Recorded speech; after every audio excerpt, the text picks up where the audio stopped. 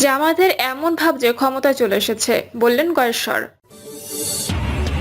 আনিসুলকে বিচারক, 15 বছরে বিচার বিভাগের কোনো সংস্কার হয়নি।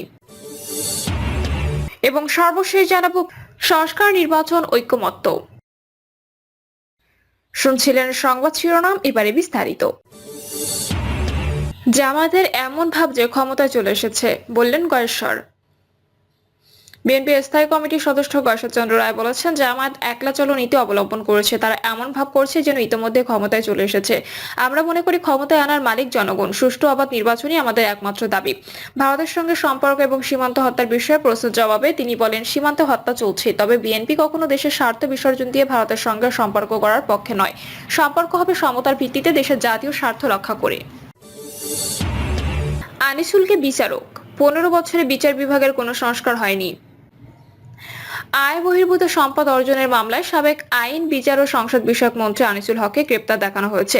দুদকের আবেদনের পরিপ্রেক্ষিতে ঢাকা মহানগর জ্যেষ্ঠ বিশেষ জজ জাকির হোসেন গালিব এই আদেশ দেন। এ সময় বিচারক আনিসুল হককে উদ্দেশ্য করে বিচার বিভাগের দৈন্য দশা তুলে ধরেন। বিচারক বলেন, 15 বছরও বিচার বিভাগের তেমন কোনো সংস্কার হয়নি। এ সময় এজলাসে থাকা আসামির ডকে দাঁড়িয়েছিলেন আনিসুল হক। অন্যান্য মামলায় শুনানি চলায় কিছুটা সময় দাঁড়িয়ে থাকার পর বিচারক তাকে ডকে থাকা বেঞ্চে বসতে বলেন। এরপর তার গ্রেপ্তার দেখানোর বিষয়ে শুনানি শুরু হয়। দুদকের প্রসিকিউটর মীর আহমেদ আলী সালাম এবং মাহমুদ হোসেন জাহাঙ্গীর মামলার বিস্তারিত আদালতের সামনে তুলে ধরেন। আসামি পক্ষের আইনজীবীরা শুনানি করেন। এক পর্যায়ে বিচারক সাবেক মন্ত্রীকে উদ্দেশ্য করে বিচার বিভাগের মামলা জটের চিত্র তুলে ধরেন। তিনি বলেন, ঢাকায় লক্ষাধিক এনআই অ্যাক্ট মামলা পরিচালনার জন্য মাত্র 7টি যুগ্ম দায়রা জজ আদালত রয়েছে, যা মামলা নিষ্পত্তি করার জন্য অপ্রতুল। অতিরিক্ত জেলা জজ পদমর্যাদার একজন বিচারককে 10 শেড বিল্ডিং এ বসে বিচার কাজ পরিচালনা করতে হয়। এ সময় আনিসুল হক আদালতের অনুমতি নিয়ে বলেন, আমি আইনমন্ত্রী থাকা অবস্থায় প্রতি বছর লোকবল নিয়োগের জন্য রিকুইজিশন দিতাম। আইন মন্ত্রণালয়ের জন্য মাত্র 13 কোটি টাকা বাজেটে বরাদ্দ ছিল। বিচার বিভাগের যত ইমপ্রুভমেন্ট হয়েছে তা আমার করা। 13 জানুয়ারি আনিসুল হককে গ্রেপ্তার দেখানোর আবেদন করেন মামলার তদন্ত কর্মকর্তা দুদকের উপপরিচালক মোহাম্মদ জাহাঙ্গীর আলম। ওই দিন আদালত আসামি আনিসুলের উপস্থিতিতে গ্রেপ্তার দেখানোর বিষয়ে শুনানির জন্য দিন ঠিক করেন। মামলাটির তদন্ত প্রতিবেদন দাখিলের জন্য 20 মার্চ দিন ধার্য করেছেন। সংস্কার নির্বাচন ঐকমত্য। অন্তর্বর্তী সরকার ক্ষমতা এসেছে জুলাই আগস্ট ছাত্র জনতার বিপ্লবাত্মক আন্দোলনের মধ্য দিয়ে। ফলে এই সরকার গতানুগতিক রাজনৈতিক দলের সরকারগুলোর মতো নয়। তারা দলীয় সরকার নয় বলে তাদের সামনে দলীয় মতাদর্শ ভিত্তিক কোনো রাজনৈতিক এজেন্ডাও নেই। তাদের সামনে রয়েছে দুটি জাতীয় আকাঙ্ক্ষা, যা আন্দোলনের রাজপথ থেকে উত্থিত এবং গৃহীত হয়েছে। বৈষম্যবিরোধী ছাত্র আন্দোলনের আকাঙ্ক্ষা অনুসারে বৈষম্য দূর করে অন্তর্ভুক্তিমূলক সমাজ গঠন করা এবং অগণতান্ত্রিক ও অবৈধ নির্বাচনের মাধ্যমে যে স্বৈরাচারী ফ্যাসিবাদী ব্যবস্থা প্রতিষ্ঠিত হয়েছে তা যতদূর সম্ভব অবসান ঘটানো এবং জন আকাঙ্ক্ষা পূরণের লক্ষ্যে সংস্কার ও পরিবর্তনের কথা উচ্চারিত হয় এবং এরই ধারাবাহিকতায় একাধিক সংস্কার কমিশন গঠিত হয়, এজন্য যেন ভবিষ্যতের বাংলাদেশে বৈষম্য ফ্যাসিবাদ পুনরায় ফিরে আসতে না পারে। কমিশনগুলোকে রিপোর্ট প্রদানের জন্য 90 দিনের সময় দেওয়া হয়। এর মধ্যে কয়েকটি কমিশনের প্রতিবেদন জমা দেওয়া হয়েছে। এর মধ্যে সবচেয়ে আলোচিত হয়েছে সংবিধান সংস্কার কমিশন। তারা যেসব সুপারিশ করেছে সেগুলো নিয়ে সমর্থন ও ভিন্নমত প্রকাশিত হচ্ছে। সরকার অবশ্য বলেছে, সবার সঙ্গে আলোচনা করে জাতীয় ঐক্যমত্যের ভিত্তিতে সবকিছু করা হবে। প্রশ্ন হলো, কেবল রাজনৈতিক শক্তির মাধ্যমে বৃহত্তর জাতীয় ঐক্য গঠন করা সম্ভব হবে? আন্দোলনের অংশ নেওয়া ছাত্র সমাজ, বিশ্ববিদ্যালয়ের শিক্ষক, বিভিন্ন সামাজিক ও পেশাজীবী শক্তিকে জাতীয় ঐক্যের ছায়াতলে আনতে হবে। আর সে জাতীয় ঐক্য কেবলমাত্র সরকারের সঙ্গে রাজনৈতিক দলগুলোর আনুষ্ঠানিক আলোচনার মধ্যে সীমাবদ্ধ রাখলে চলবে না, সমাজ ও মানুষের মধ্যে সঞ্চারিত করতে হবে। অন্তর্বর্তী সরকার যেমন মেধাবীদের নিয়ে গঠিত হয়েছে, তেমনি তারাও বিভিন্ন বিশ্ববিদ্যালয় সংস্থায় দেখে শুনে দুর্নীতিমুক্ত যোগ্য দক্ষ মেধাবীদের নিয়োগ দিয়েছেন, যারা জাতীয় ঐক্য প্রতিষ্ঠিত ভ্যানগার্ড হিসেবে কাজ করতে পারেন। এরই মাধ্যমে সবাইকে রাজনীতি ও রাষ্ট্র ব্যবস্থা সংস্কারের এই বিরল সুযোগ এবার কাজে লাগাতে হবে। বলার অপেক্ষা রাখে না, জুলাই অভ্যুত্থান বাংলাদেশকে দিয়েছে এক বিরল সুযোগ, যার মাধ্যমে আমরা রাজনৈতিক, প্রশাসনিক ও প্রাতিষ্ঠানিক অব্যবস্থা ও কুশাসন থেকে মুক্ত হয়ে গণতন্ত্র, সমতা, ন্যায় বিচার, সহনশীলতা, বৈষম্যহীনতার পথে এগিয়ে যেতে পারবো। স্বাধীনতা পরবর্তী 54 বছরে জাতি যে সুযোগ পায়নি তা পাওয়া গেছে এবার। অতীতে যাবতীয় ভুল ও ব্যর্থতা দূর করার মহত্তর এই সুযোগ নষ্ট হলে আমাদেরকে চড়া মাশুল দিতে হবে এবং যারা জীবন ও রক্ত দিয়ে সংস্কারের দুয়ার খুলে দিয়েছে তাদের কাছে জবাবদিহি করতে হবে। অতএব আমাদের গণতান্ত্রিক ভবিষ্যতের পথে সুযোগ আমাদেরকে নির্মাণ করতে হবে। আমাদের মনে রাখতে হবে, নিজেদের ভাগ্য নির্মাণের সুযোগ আমরা বারবার পেয়েছি এবং তা নষ্ট করেছি ক্ষুদ্র রাজনৈতিক লড়াই, দলীয় মানসিকতা, স্বার্থগত দ্বন্দ্বের কারণে। ঔপনিবেশিকতা মুক্ত একটি স্বাধীন রাজনৈতিক পরিচিতি আমরা প্রথমে পেয়েছিলাম 1947 সালে, কিন্তু আমরা গণতান্ত্রিক ও সাম্যভিত্তিক রাষ্ট্র গড়ে তোলার প্রথম সুযোগটি হাতছাড়া করেছি জাতিগত বিদ্বেষের কারণে। 1971 সালে মুক্তিযুদ্ধের মাধ্যমে আমরা দ্বিতীয় সুযোগটি পেয়েছিলাম, যা গণতন্ত্রের বদলে একদলীয় শাসনের কাছে জিম্মি হয়ে পড়েছিল। তৃতীয় সুযোগটি এসেছিল সামরিক স্বৈরশাসক জেনারেল এরশাদের পতনের পর, যখন রাজনৈতিক দলগুলোর নেতৃত্বে সমন্বিত গণ আন্দোলনের মাধ্যমে সংসদীয় গণতন্ত্র পুনঃপ্রতিষ্ঠার নর অভিযান সূচিত হয়। কিন্তু আমরা প্রতিটি সুযোগই কাজে লাগাতে না পেরে হেলায় হারিয়েছি। 2024 সালে আবার আরেকটি সুযোগ এলে দিয়েছে শিক্ষার্থীরা। তাদের গণ আন্দোলন স্বপ্নের নতুন বাংলাদেশ গড়ার সুযোগ এনে দিয়েছে। সবার জন্য নতুন রাজনৈতিক বন্দোবস্তের পরিষদ তৈরি করেছে, যা ছাত্র সমাজ বাংলাদেশের প্রতিটি রাজনৈতিক আন্দোলন সংগ্রামের সামনের কাতারে থেকে নেতৃত্ব দিয়েছে। যে ছাত্র সমাজ সারা কারণে ম্রিয়মান হলেও যে হারিয়ে যায়নি জুলাই আগস্টের ঘটনা তা প্রমাণ করেছে। জাতি গঠনে তাদের পুরনো ভূমিকাকে তারা নতুন করে উজ্জীবিত উপস্থাপিত করেছে।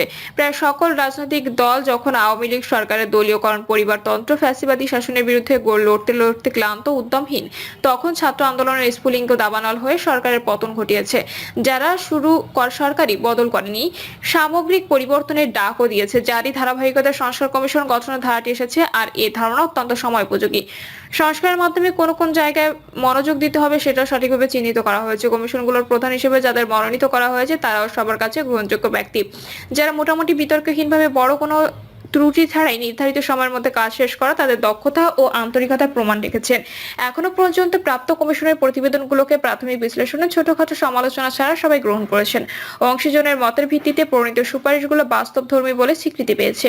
যদিও কিছু সুপারিশের ক্ষেত্রে মনে হয়েছে সেখানে সুস্পষ্ট বিচার বিবেচনার চেয়ে বেশি প্রাধান্য পেয়েছে আবেগ ও পূর্বধারণ। কিছু কিছু ক্ষেত্রে ছাত্র আন্দোলনের সহযোগে জাতীয়তাবাদী ইসলামী শক্তির আকাঙ্ক্ষা পুরোপুরি প্রতিফলিত হয়নি বলে মনে করছেন কেউ কেউ। হালকা সমালোচনা প্রতিবাদ হওয়ায় নিশ্চয়ই সবাই দাবি অন্তর্ভুক্ত করার বিষয়গুলো ভাবা হবে। সংস্কারের মধ্যে সংবিধান সংস্কার কমিশনের সুপারিশগুলো অত্যন্ত গুরুত্বপূর্ণ। অধিকাংশ মানুষ দ্বিকক্ষ বিশিষ্ট সংসদ ব্যবস্থা প্রবর্তন, প্রধানমন্ত্রীর মেয়াদ 2 বারে সীমিত করা, জাতীয় সংবিধান পরিষদ গঠন এবং তত্ত্বাবধায়ক সরকার ব্যবস্থা পুনরায় ফিরিয়ে আনার সুপারিশগুলো সমর্থন করেছেন। তবে ইসলামপন্থীরা বহুত্ববাদের প্রস্তাবের সঙ্গে একাত্মবাদের দ্বন্দ্ব আছে বলে মনে করছেন। সংস্কার কমিশনের পক্ষে কর্তব্য হবে সে সম্পর্কে স্পষ্ট ব্যাখ্যা বিশ্লেষণ দিয়ে ভুল বোঝাবুঝির অবসান ঘটানো। তাছাড়া 4 বছর পর পর জাতীয় নির্বাচন করা হলে সেটার প্রভাব কেমন হবে তা স্পষ্ট নয়। সরকারের ধারাবাহিকতার ক্ষেত্রে সময়কাল অবশ্যই গুরুত্বপূর্ণ। এক্ষেত্রে সময় স্বল্পতার জন্য একটি নির্বাচিত সরকার পরিকল্পনা প্রকল্প বাস্তবায়নের জন্য কম সময় পাবে। তদুপরি নির্বাচন আয়োজন অত্যন্ত ব্যয়বহুল প্রক্রিয়া এবং এর জন্য অনেক বড় কার্যক্রম গ্রহণের প্রয়োজন হয়। বারবার নির্বাচনের আর্থিক ও প্রশাসনিক চাপ সামাল দেওয়ার সামর্থ্য আমাদের কতটুকু রয়েছে তাও বিশেষভাবে ভেবে দেখার বিষয়। সংস্কারের ক্ষেত্রে সংবিধানের পরপর নির্বাচন ব্যবস্থা, দুর্নীতি দমন কমিশনের সংস্কার, পুলিশ সংস্কার ও স্থানীয় সরকার সংস্কারের গুরুত্ব অপরিসীম। রাষ্ট্রের প্রতিষ্ঠানগুলোর মধ্যে রাজনীতিকরণের মাধ্যমে সবচেয়ে বেশি কলঙ্কিত, বিতর্কিত করা হয়েছে পুলিশকে।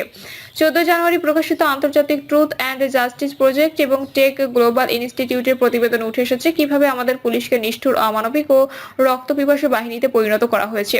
এটি প্রমাণ করে যে আমাদের পুলিশ বাহিনী জনবিরোধী প্রতিষ্ঠান থেকে সম্পূর্ণরূপে জনবান্ধব প্রতিষ্ঠানে রূপান্তর করা কতটা জরুরি, এবং এই কাজটি অত্যন্ত চ্যালেঞ্জিং। কারণ পেশাদার রাজনীতি ও দুর্নীতিমুক্ত পুলিশ বাহিনী প্রতিষ্ঠা করতে না পারলে সুশাসন ও আইনের শাসন প্রতিষ্ঠা করা অসম্ভব। বিশেষ করে দীর্ঘ অনিয়ম ও দুর্নীতি এবং রাজনৈতিক হুকুম মান্য করার মাধ্যমে পুলিশের নৈতিক মান ও পেশাগত দক্ষতার বিরাট অবক্ষয় ঘটেছে। সংস্কার কমিশনকে এসব সমস্যা ও সীমাবদ্ধতা অতিক্রমের পথ দেখাতে হবে। কমিশনের সুপারিশগুলো অবশ্যই জাতীয় আলোচনার বিষয় হতে হবে, যার ভিত্তিতে এসব বিষয়ে জাতীয় ঐক্যমতের পথ রচিত হবে। এজন্য সুপারিশগুলোকে উন্মুক্ত, প্রকাশ্য হতে হবে, ব্যাপক জন আলোচনার বিষয়বস্তু হতে হবে। এ নিয়ে পক্ষে বিপক্ষে গঠনমূলক সমালোচনা ও মতামত প্রকাশের পরিসর দিতে হবে এবং রাজনৈতিক ক্ষেত্রে বাইরে অবস্থিত সিভিল সোসাইটির প্রতিটি অংশকেই সুপারিশ সম্পর্কে স্বাধীনভাবে মত প্রদানের সুযোগ দিতে হবে। তা না হলে সকলের অংশগ্রহণ নিশ্চিত হবে না এবং সংস্কার নিয়ে আন্তরিক আলোচনার পরিবেশ বাধাগ্রস্ত হবে। একইভাবে রাজনৈতিক দল, শিক্ষাবিদ, চিন্তাবিদ, বিভিন্ন মানবাধিকার সংগঠন, ধর্মীয় জাতিগত সংখ্যালঘুদের প্রতিনিধিদের এই আলোচনা অন্তর্ভুক্ত দৃষ্টান্তমূলক মতামত ব্যক্ত করতে হবে। রাজনৈতিক বিরোধিতা বা নাম ওয়াস্তে আলোচনার মাধ্যমে বিষয়ের গভীরতাকে ক্ষুণ্ণ করা সমীচীন হবে না। সকলকে সুচিন্তিত সমালোচনা এবং বিবেচনাযোগ্য বিকল্প প্রস্তাব হাজির করার মানসিকতা দেখাতে হবে। এর ফলে সুপারিশগুলো আরো ঋদ্ধ ও লাকসই হবে বলে আশা করা যায়। বাংলাদেশের মতো রাজনৈতিকভাবে বিভাজিত সমাজে অন্তত সংস্কারের বিষয়ে সকল পক্ষকে জাতীয় স্বার্থকে প্রাধান্য দিয়ে এগিয়ে আসতে হবে। দলীয় বা গোষ্ঠীগত বিবেচনার বাইরে এসে দাঁড়াতে হবে সকল পক্ষকে। নিজেদের মধ্যকার ছোট বড় দ্বন্দ্বকে সংস্কার ইস্যুতে টেনে আনার মোটেও কাম্য হবে না। ঐক্যমত্য কমিশন যখন সব রাজনৈতিক দলের সঙ্গে সংলাপ চালাবে তখন সংস্কার জাতীয় স্বার্থ ও ঐক্যমত্যই হবে মূল আলোচনার বিষয়। দলীয় তদন্ত সংকট এক্ষেত্রে যেন প্রাধান্য পেতে না পারে। অতএব রাজনৈতিক দলগুলোর দায়িত্ব হচ্ছে এই পুরো প্রক্রিয়াটিকে আন্তরিকতা ও সততার সঙ্গে গ্রহণ করা। তারা যেন যুক্তি ও তথ্য দিয়ে সংস্কার প্রসঙ্গে আলোচনা করে এবং শেষ পর্যন্ত একটু ঐকমত্যে পৌঁছায়, যার ভিত্তিতে তারা নিজেদের মধ্যে এমন একটি চুক্তি ও অঙ্গীকারে উপনীত হবে যে জনগণের ভোটের বাইরে কোনো নির্বাচন কেউ মানবে না, নির্বাচনের প্রতিশ্রুতি রক্ষা করবে। নতুন সংসদে প্রস্তাব পাশের মাধ্যমে সংবিধান ও প্রাসঙ্গিক আইন সংশোধন করে এগুলো নিষ্ঠার সঙ্গে পালনের উদ্দেশ্যে আমাদের শাসন কাঠামোতে অন্তর্ভুক্ত করবে। তাহলে সংস্কার ও নির্বাচনের মধ্যে মধ্যে একটি কার্যকর সমন্বয় সাধিত হবে এবং সংস্কার ও নির্বাচন নিয়ে সূচিত ঐকমত্য ভবিষ্যতে বাংলাদেশে বৃহত্তর রাজনৈতিক ঐক্য ও ঐকমত্যের পথ প্রশস্ত করবে।